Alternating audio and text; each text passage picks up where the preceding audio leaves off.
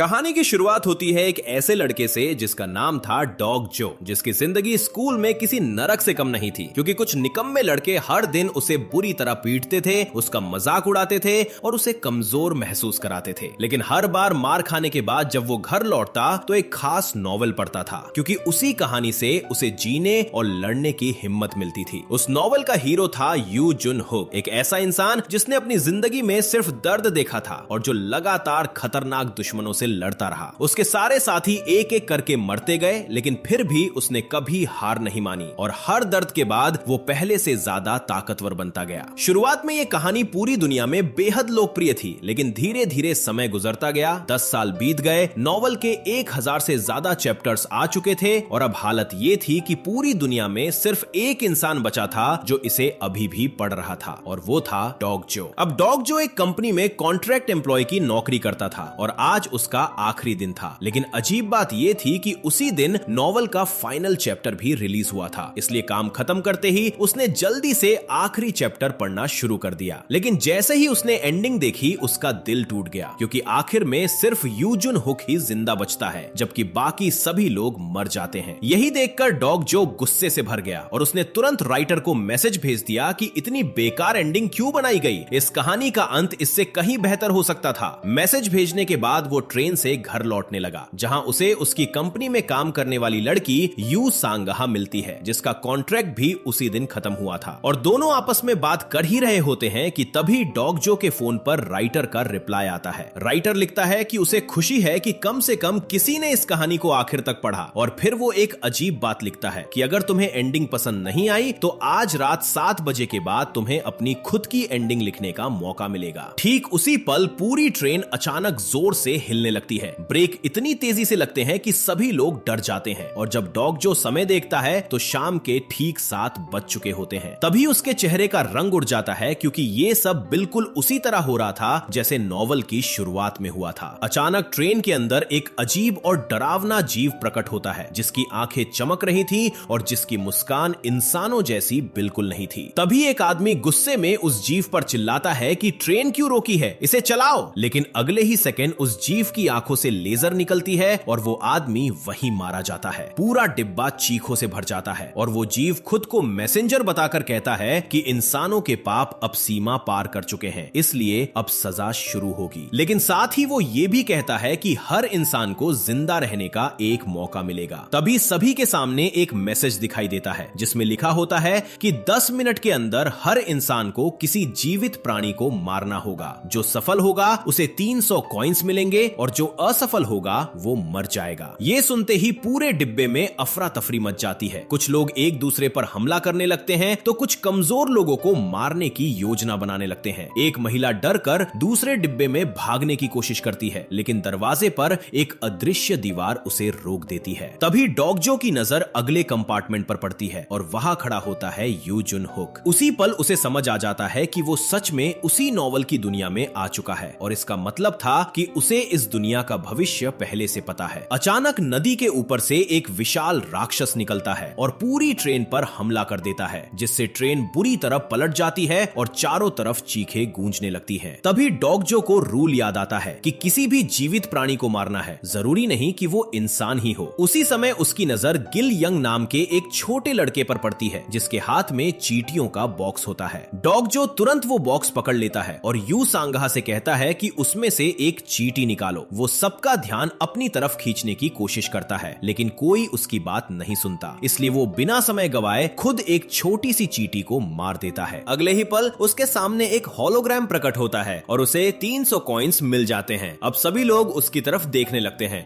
लेकिन जैसे ही उन्हें पता चलता है कि चींटियां बहुत कम है, पूरे डिब्बे में फिर से पागलपन फैल जाता है। तभी डॉग जॉ देखता है कि एक आदमी एक बूढ़ी औरत को बेरहमी से मार रहा है, इसलिए वो उसे रोकते हुए कहता है कि इंसान को मत मारो, चींटी मार दो। लेकिन वो आदमी हंसने लगता है और कहता है कि उसे लोगों को मारने में मजा आता है। डॉग जॉ तुरंत उसे पहचान जाता है, क्योंकि वो था प्रिंस, इस कहानी का खतरनाक विलन। और जैसे ही डॉग जॉ उसे रोकने की कोशिश करता है, प्रिंस उसी पर हमला कर देता है। तभी डॉग जॉ को याद आता है कि कॉइन्स का इस्तेमाल करके अपनी ताकत बढ़ाई जा सकती है, इसलिए वो तुरंत सारे कॉइन्स इस्तेमाल कर लेता है और अगले ही पल उसका एक जोरदार पंच प्रिंस को दूर फेंक देता है। लेकिन प्रिंस भी बेहद खतरनाक था, क्योंकि उसके उठते ही चारों तरफ अंधेरा फैल जाता है और वो लगातार डॉग जॉ को बेरहमी से पीटने लगता है। इसी दौरान चींटियों का बॉक्स नीचे गिर जाता है और उसमें से हजारों चींटियां बाहर निकल आती हैं। तभी डॉग जॉ उन्हें मारना शुरू कर देता है और देखते ही देखते उसके पास ढेर सारे कॉइन्स जमा हो जाते हैं। अब वो अपनी स्पीड बढ़ाता है, अपनी बॉडी को पहले से ज्यादा मजबूत बनाता है और फिर पूरी ताकत से प्रिंस को हरा देता है। हारने के बाद प्रिंस रोने का नाटक करने लगता है और कहता है कि वो दोबारा हमला नहीं करेगा, इसलिए उसे सिर्फ एक चींटी दे दी जाए। लेकिन डॉग जॉ ठंडे चेहरे के साथ जवाब देता है कि तुम इस कहानी का हिस्सा बनने के लायक नहीं हो। इसके बाद वो एक चींटी बूढ़ी औरत के हाथ पर रख देता है ताकि वो उसे मारकर खुद को बचा सके। लेकिन जैसे ही टाइमर खत्म होता है, डॉग जॉ की आंखें फैल जाती हैं, क्योंकि चींटी अभी भी जिंदा होती है और वो बूढ़ी औरत की मुट्ठी से बाहर निकल आती है। अगले ही पल प्रिंस मर जाता है और वो बूढ़ी औरत भी अपनी जान गंवा देती है। कुछ देर बाद मैसेंजर दोबारा प्रकट होता है और बताता है कि अब इस डिब्बे में सिर्फ 17 लोग बचे हैं। फिर वो कॉन्स्टेलेशंस के बारे में बताता है, जो ऐसी रहस्यमयी शक्तियां थीं जो आसमान से इंसानों की तकलीफ देखकर आनंद लेती थीं। अब हर इंसान के सामने एक लिस्ट आती है जिसमें लिखा होता है कि कौन सी कॉन्स्टेलेशन उन्हें स्पॉन्सर करना चाहती है। लेकिन डॉग जॉ पहले से जानता था कि ये स्पॉन्सरशिप कोई मदद नहीं बल्कि एक खतरनाक सौदा है, क्योंकि एक दिन उन्हें इसकी बहुत बड़ी कीमत चुकानी पड़ेगी। इसलिए वो किसी भी स्पॉन्सर को स्वीकार नहीं करता। तभी ट्रेन फिर से जोर जोर से हिलने लगती है, क्योंकि नदी का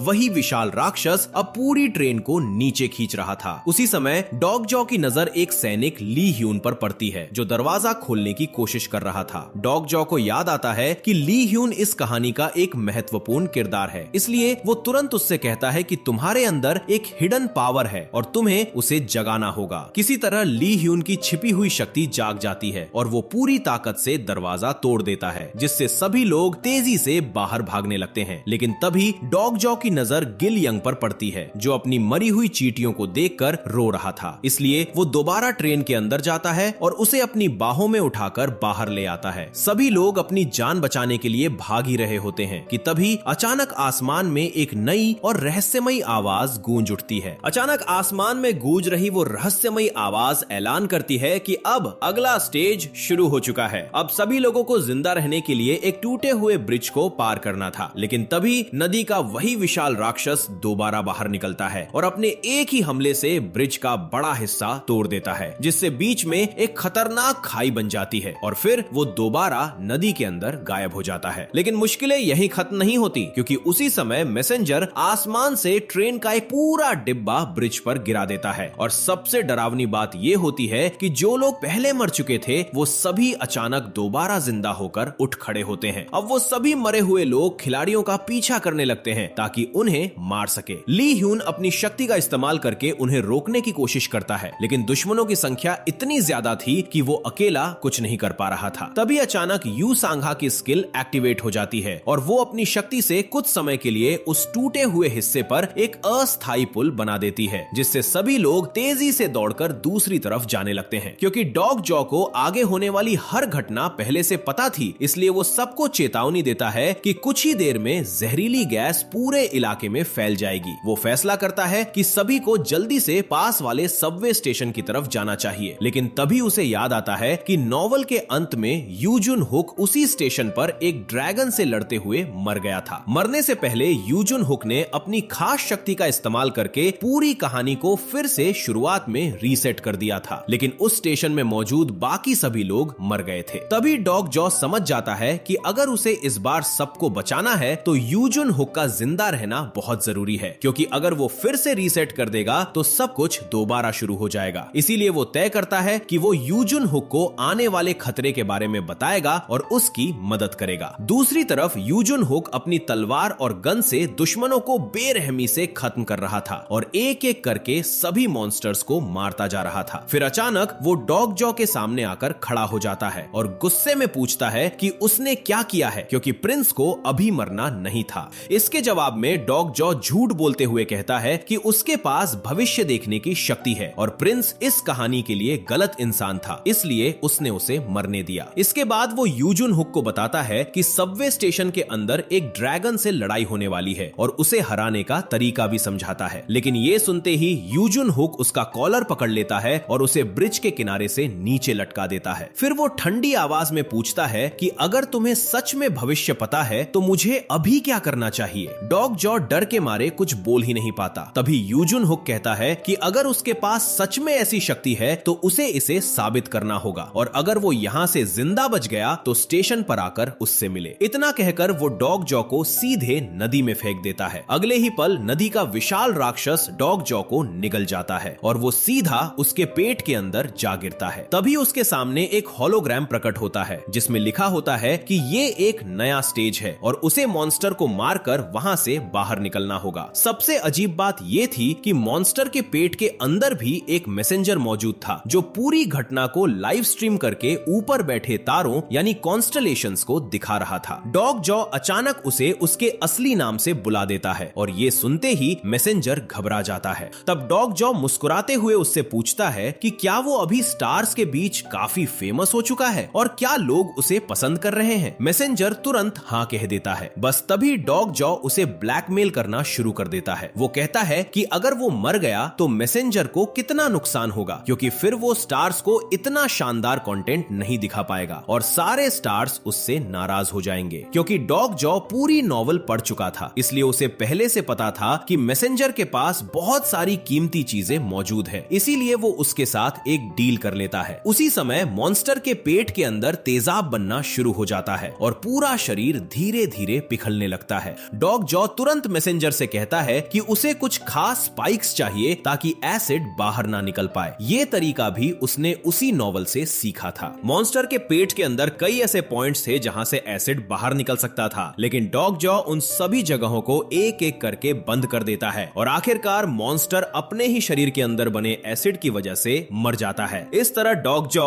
वो स्टेज भी क्लियर कर देता है। इसके बाद वो मॉन्स्टर की खाल को चीरकर उसका न्यूक्लियस निकाल लेता है और मैसेंजर से कहता है कि वो इसे अपनी शॉप में बेच दे, बदले में बाद में वो अपनी मांग बताएगा। मैसेंजर भी खुश होकर उसे कुछ गिफ्ट्स देता है जिनमें एक खास मास्क भी शामिल था। डॉग जॉ तुरंत वो मास्क पहन लेता है और बाहर निकल आता है क्योंकि अब पूरे इलाके में जहरीली गैस फैल चुकी थी। कुछ देर बाद वो नदी के किनारे पहुंच जाता है और तभी उसका फोन लगातार स्पॉन्सरशिप रिक्वेस्ट से भरने लगता है, लेकिन वो बिना ध्यान दिए सभी नोटिफिकेशंस बंद कर देता है। इसके बाद वो खाने की तलाश में एक स्टोर के अंदर जाता है जहां चारों तरफ लाशें बिखरी पड़ी थी। वहां 2 लड़कियां पहले ही मर चुकी थीं, जबकि तीसरी लड़की अपनी आखिरी सांसें ले रही थी। तभी अचानक एक मॉन्स्टर खिड़की तोड़कर अंदर घुस आता है। डॉग जॉ तुरंत उस लड़की को उठाता है और वहां से भागना शुरू कर देता है। मॉन्स्टर भी उसका पीछा करने लगता है और रास्ते में आने वाली हर चीज को तोड़ता हुआ तेजी से उनकी तरफ बढ़ता जाता है। किसी तरह भागते भागते डॉग जॉ एक सबवे स्टेशन के अंदर पहुंच जाता है और गेट गिरा देता है, जिससे मॉन्स्टर जोर से उससे टकरा जाता है। लेकिन अंदर पहुंचते ही वो देखता है कि वहां पहले से कुछ गुंडे खड़े हुए थे। जैसे ही उनकी नजर उस लड़की पर पड़ती है वो सभी हैरान रह जाते हैं, क्योंकि उस लड़की का नाम युंग हिवान था और वो अभी तक जिंदा थी। तभी डॉग जॉ को नॉवेल की वो घटना याद आती है जहां यही लोग मिलकर युंग हिवान को बेरहमी से पीटते हैं। ये याद आते ही उसके अंदर गुस्सा भर जाता है। उसके पास अब 1500 कॉइंस थे, इसलिए वो तुरंत अपनी ताकत बढ़ाता है और अगले ही पल उन गुंडों को एक एक करके बुरी तरह पीटना शुरू कर देता है। उन गुंडों का लीडर भी कोई साधारण इंसान नहीं था, क्योंकि उसके पास भी एक खास शक्ति थी और उसने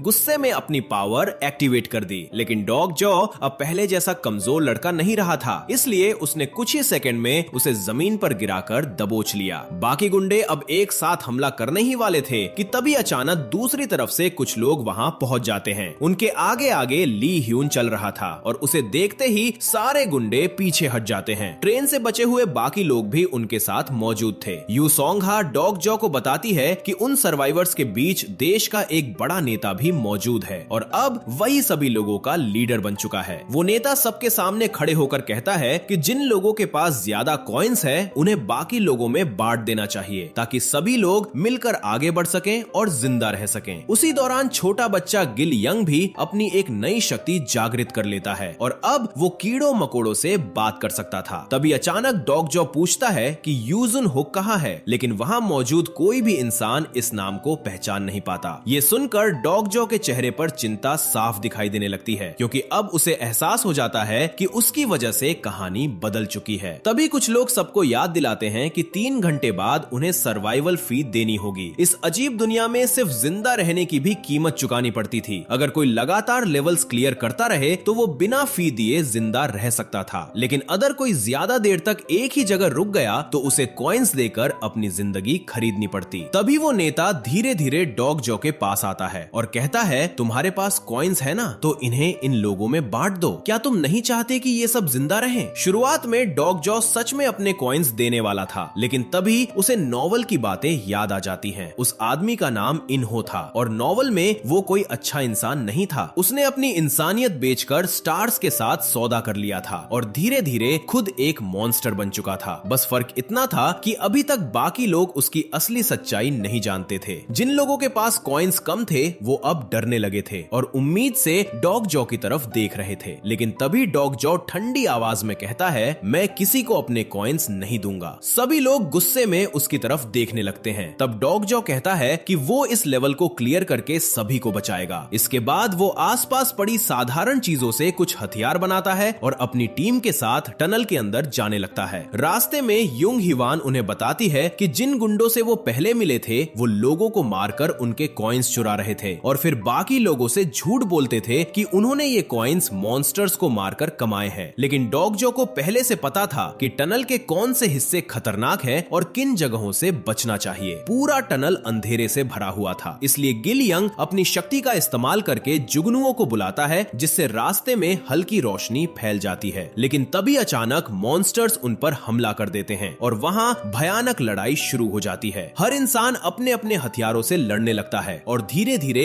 मॉन्स्टर्स को खत्म करने लगता है। इसी दौरान यू सोंघा को एहसास होता है कि उसकी शक्तियां स्पाइडरमैन जैसी हैं, इसलिए वो जाल जैसी वेब्स बनाकर दुश्मनों पर हमला करना शुरू कर देती है। लेकिन तभी बिना किसी चेतावनी के एक मॉन्स्टर अचानक यू सोंघा को पकड़ लेता है और उसे घसीटते हुए टनल के अंदर ले जाता है। बाकी सभी लोग तुरंत उसके पीछे भागते हैं और टनल के आखिरी हिस्से में पहुंचते हैं जहां यू सोंघा बंधी हुई दिखाई देती है। तभी अचानक उनके सामने एक होलोग्राम प्रकट होता है जिसमें लिखा होता है कि इस लेवल को क्लियर करने के लिए उन्हें मॉन्स्टर्स के लीडर को मिलकर हराना होगा। और अगले ही पल अंधेरे के बीच एक विशाल मॉन्स्टर प्रकट हो जाता है। डॉग जॉ सबसे पहले उस पर हमला करता है और उसके कई हाथों से बचते हुए लगातार वॉर करने लगता है। लेकिन तभी मॉन्स्टर के शरीर से एक शक्तिशाली शील्ड निकलती है जो डॉग जॉ को दूर फेंक देती है। इसके बाद ली ह्यून भी हमला करता है, लेकिन उसका अटैक भी उस मॉन्स्टर पर ज्यादा असर नहीं डाल पाता। तभी वो मॉन्स्टर अचानक छत पर चढ़ जाता है और अपनी एक खतरनाक शक्ति इस्तेमाल करना शुरू कर देता है। उस शक्ति का असर सीधे इंसान के दिमाग पर होता था। जो भी उसके जाल में फंसता उसे बार बार अपनी जिंदगी की सबसे दर्दनाक यादें दिखाई देने लगती और धीरे धीरे वो इंसान पागल होकर मर जाता। सबसे पहले यू सांगा उस शक्ति का शिकार बनती है। उसकी आंखों के सामने बार बार वही पल आने लगता है जब उन गुंडों ने उसे और उसकी दोस्तों को पकड़ लिया था। खुशनसीबी से डॉग जॉ समय रहते यू सांगा को उस खतरनाक शक्ति से बाहर निकाल लेता है और फिर तुरंत गिल यंग को बचाने के लिए उसकी तरफ दौड़ पड़ता है, क्योंकि वो किसी भी कीमत पर उस बच्चे को उस मॉन्स्टर के जाल में फंसने नहीं देना चाहता था। लेकिन दूसरी तरफ ली ह्यून उस मॉन्स्टर की शक्ति का शिकार बन चुका था और अब उसके सामने बार बार उसकी आर्मी की सबसे दर्दनाक यादें आने लगी थीं, जहां वो अपने दोस्तों को बचा नहीं पाया था और सभी उसकी आंखों के सामने मर गए थे। डॉग जॉ उसे बचाने की कोशिश करता है, लेकिन मॉन्स्टर उसकी हर अटैक को आसानी से रोक देता है। तभी अचानक ऊपर से कई बड़े पत्थर गिरने लगते हैं, लेकिन हैरानी की बात यह थी कि किसी को भी चोट नहीं लगती। अगले ही पल मॉन्स्टर का लीडर जोर से दहाड़ता है और उसकी आवाज सुनते ही चारों तरफ से मॉन्स्टर्स की पूरी सेना वहां पहुंच जाती है। ये देखकर डॉग जॉ तुरंत मैसेंजर को बुलाता है, क्योंकि वो एक ऐसी खास शक्ति खरीदना चाहता था जिससे उस मॉन्स्टर लीडर को हराया जा सके, लेकिन उसके पास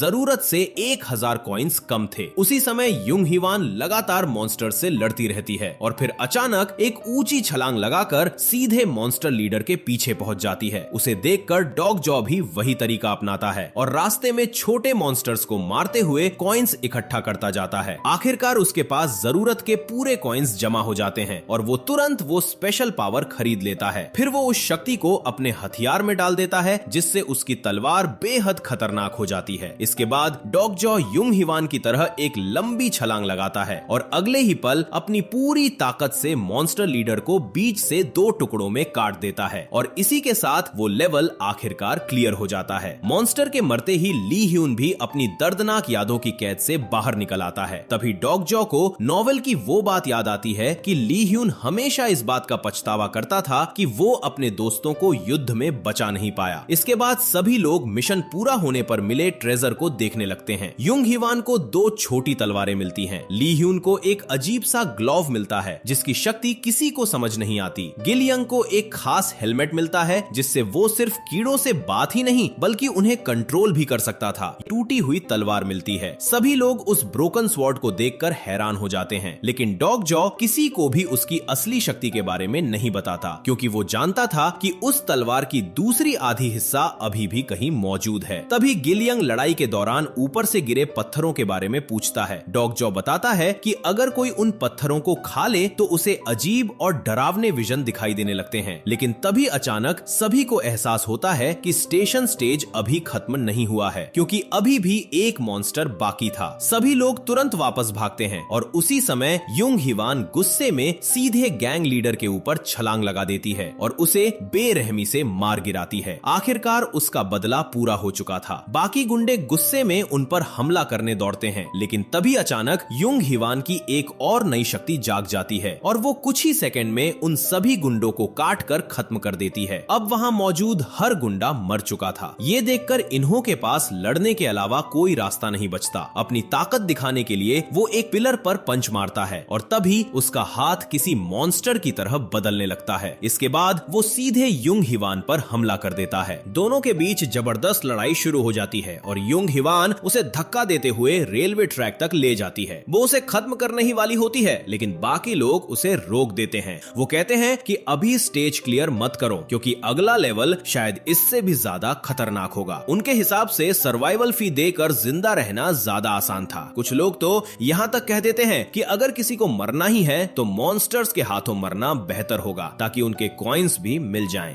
तभी अचानक एक आवाज गूंजती है कि अब पेमेंट का समय हो चुका है। उसी पल युंग हिवान का ध्यान भटक जाता है और मौका देखकर इन्हों उसे धक्का देकर वहां से भाग जाता है। जेन तुरंत अपनी स्पाइडरमैन जैसी पावर्स का इस्तेमाल करती है और उसके पीछे दौड़ पड़ती है। युंग हिवान भी तेजी से उसका पीछा करती है, लेकिन जैसे ही वो उसके करीब पहुंचती है एक इनविजिबल वॉल उसे पीछे धकेल देती है। दूसरी तरफ खड़ा इन्हो हंसते हुए कहता है कि वो लोग चाहे जितनी कोशिश कर लें कभी उसे पकड़ नहीं पाएंगे। लेकिन तभी अचानक दूर से एक स्नाइपर शॉट आता है और सीधे उसके सिर को उड़ा देता है। इसी के साथ वो लेवल खत्म हो जाता है। कुछ ही देर बाद वो स्नाइपर खुद सामने आती है और अपना नाम जे बताती है। फिर वो इन्हो के सारे कॉइन्स अपने पास ले लेती है। जब टीम वहां से जाने की कोशिश करती है तो उन्हें पता चलता है कि इनविजिबल वॉल अभी भी मौजूद है। तब जे उन्हें बताती है कि उन्हें पिछला स्टेज वहीं क्लियर करना था, लेकिन किसी तरह वो लोग गलती से अगले लेवल में पहले ही आ गए थे और अब वहां से निकलने के लिए उन्हें इस नए स्टेज को भी क्लियर करना पड़ेगा। इतना कहकर जे वहां से चली जाती है। तभी डॉग जॉ को याद आता है कि वो भी नॉवल की एक महत्वपूर्ण कैरेक्टर है और यू जुन हुक की साथी थी।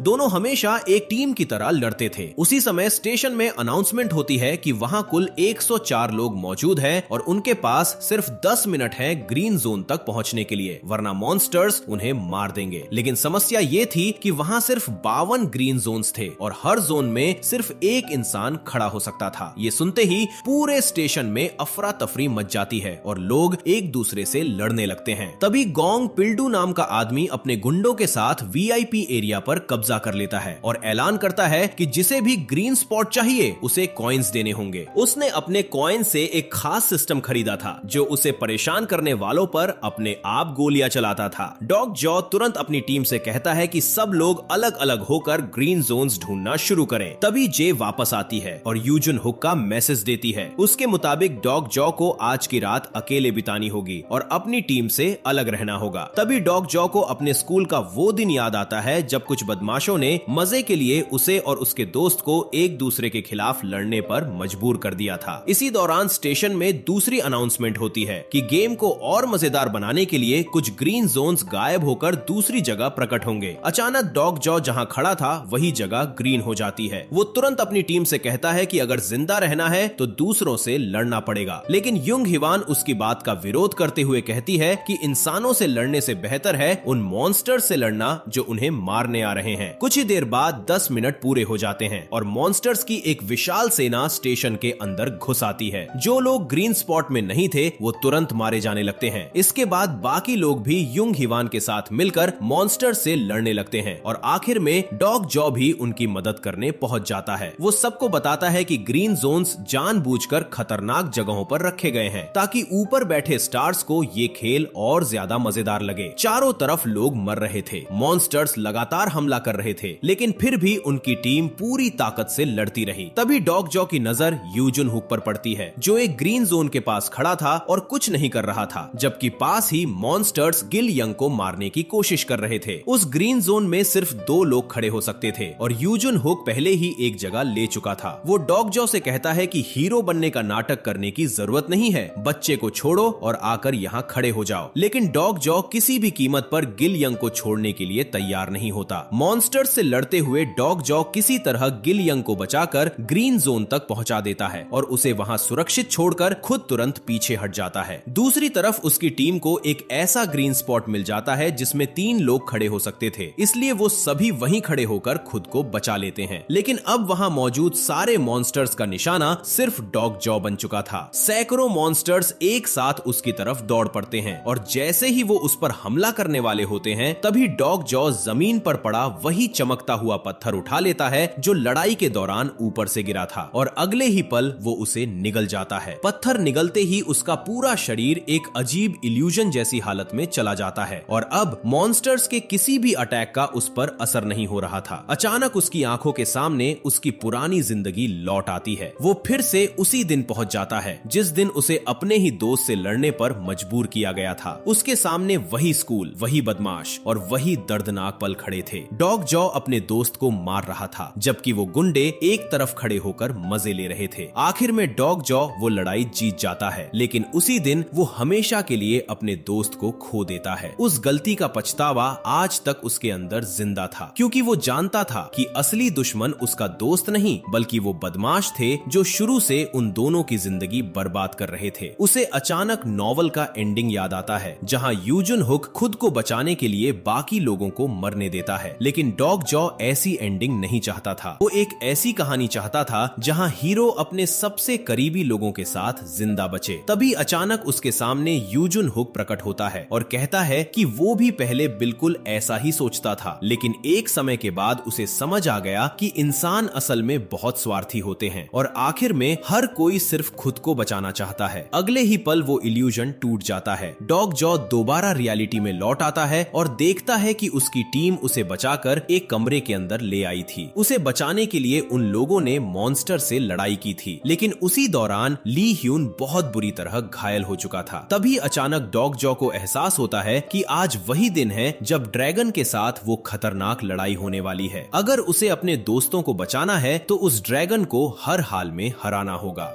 इसी बीच एक मैसेंजर प्रकट होता है और ऐलान करता है कि अब वहां सिर्फ 57 लोग बचे हैं। ऊपर बैठे स्टार्स इस बात से नाराज थे कि कुछ लोगों ने एक दूसरे की मदद की थी, जबकि उन्हें आपस में लड़ना चाहिए था। इसीलिए सजा के तौर पर अब सिर्फ एक ही ग्रीन जोन रहने वाला था और जब टाइमर खत्म होगा तब जो इंसान उस ग्रीन जोन में खड़ा होगा वही अकेला जिंदा बचेगा, बाकी सभी लोग मर जाएंगे। वो ग्रीन जोन गोंग पिल्डू के नीचे प्रकट होता है, लेकिन हैरानी की बात ये थी कि डॉग जॉ बिल्कुल भी परेशान नहीं होता। वो तुरंत जे से अपने प्लान में मदद मांगता है, लेकिन वो मना कर देती है। तब डॉग जॉ अपने मैसेंजर को बुलाता है। मैसेंजर उसे बताता है कि स्टार्स उससे बेहद प्रभावित हैं और उसे बहुत बड़ी डोनेशन मिल रही है। डॉग जॉ तुरंत उन सभी डोनेशंस को कॉइन्स में बदलने का आदेश देता है। इसके बाद वो सीधे पिल्डू के पास पहुंचता है और उसके सामने पूरे 1 लाख कॉइन्स रख देता है। फिर वो कहता है कि ये सारे कॉइन्स उसके हैं, बस बदले में उसे ग्रीन जोन चाहिए। पिल्डू तुरंत डील मान लेता है और अगले ही पल ग्रीन जोन खिसक कर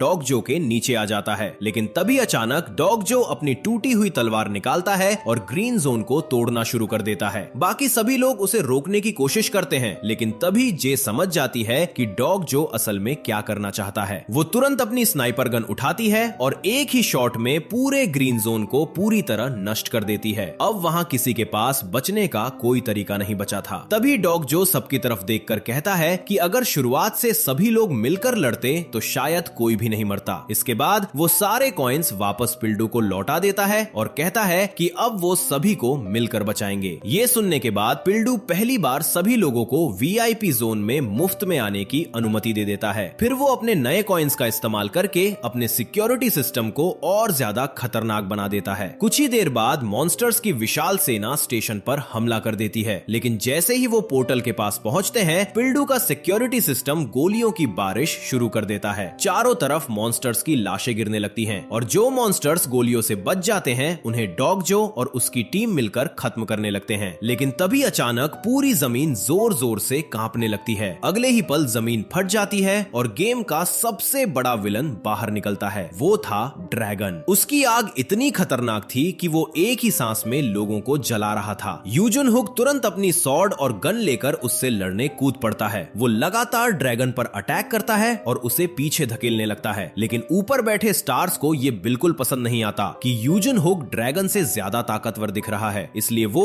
गेम की डिफिकल्टी और बढ़ा देते हैं। अचानक पूरा स्टेशन टूटकर अंतरिक्ष में तैरने लगता है और उसी समय ड्रैगन का शरीर स्टील में बदल जाता है। यूजुन हुक लगातार हमला करता रहता है, लेकिन उसकी सॉर्ड टूट जाती है। फिर भी वो दूसरी सॉर्ड उठाकर लड़ाई जारी रखता है। ड्रैगन भी उसे बुरी तरह घायल कर देता है, लेकिन इसके बावजूद वो बार बार उठकर दोबारा लड़ने लगता है। तभी डॉग जो की नजर एक खास आइटम पर पड़ती है। उस आइटम को खाने वाला इंसान आग से पूरी तरह इम्यून हो जाता था, मतलब अब फायर उसे नुकसान नहीं पहुंचा सकती थी। उसी समय जे अपनी वेब का इस्तेमाल करके यूजुन हुक को ड्रैगन की पकड़ से बाहर खींच लेती है और अगले ही पल डॉग जो खुद ड्रैगन से लड़ने के लिए उसके सामने खड़ा हो जाता है। ड्रैगन लगातार उस पर आग बरसाता है, लेकिन अब फायर का डॉग जो पर कोई असर नहीं हो रहा था। इसी दौरान जब ड्रैगन उसका ध्यान भटकाने में लगा होता है, तभी अचानक एक विशाल मॉन्स्टर पीछे से उस पर हमला कर देता है और तब सबको पता चलता है कि वो मॉन्स्टर असल में एक विशाल वर्म था, जिसे गिल यंग अपनी मानसिक शक्ति से कंट्रोल कर रहा था। लेकिन उस विशाल वर्म को कंट्रोल करने की एक बहुत बड़ी कीमत थी। उस क्रीचर को जितना दर्द होता,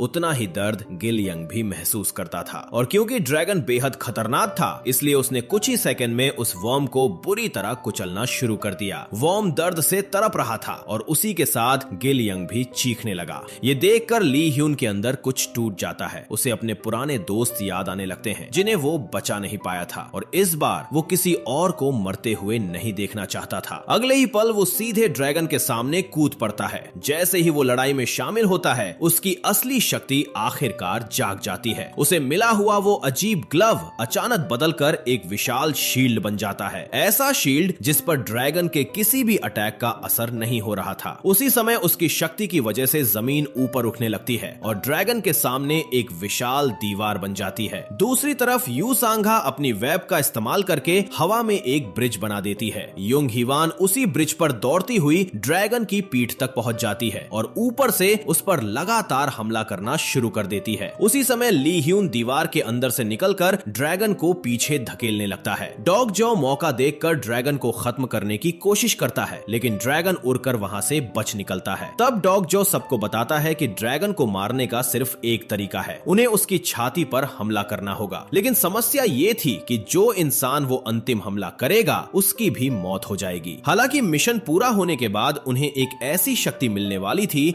जिससे वो एक इंसान को दोबारा जिंदा कर सकते थे। यू सांघा तुरंत अपनी वेब दोबारा इस्तेमाल करती है और ड्रैगन को बांधने की कोशिश करती है। उसी मौके का फायदा उठाकर डॉग जो हवा में छलांग लगाता है और अपनी टूटी हुई तलवार सीधे ड्रैगन की छाती में घोंप देता है, लेकिन उसकी सॉर्ड अभी भी अधूरी थी, इसलिए वो पूरी तरह अंदर नहीं जा पाती। तभी अचानक जे ड्रैगन की छाती पर एक जोरदार स्नाइपर शॉट मारती है, जिससे उसकी छाती में क्रैक आ जाता है। लेकिन अगले ही पल ड्रैगन डॉग जॉ को दूर फेंक देता है और उसकी छाती का घाव फिर से भरने लगता है। ये देखकर पूरी टीम की उम्मीद टूटने लगती है। उन्हें लगने लगता है कि शायद वो कभी इस ड्रैगन को नहीं हरा पाएंगे। उसी समय यूजुन हुक बाकी सभी मॉन्स्टर्स को खत्म करके वापस ड्रैगन के सामने पहुंच जाता है। वो लगातार ड्रैगन पर हमला करने लगता है और आखिरकार उसकी छाती को चीर देता है। लेकिन उसी पल ड्रैगन की आग उसके पूरे शरीर को जलाने लगती है। धीरे धीरे यूजुन हुक राख में बदलने लगता है और ठीक वैसा ही हो रहा था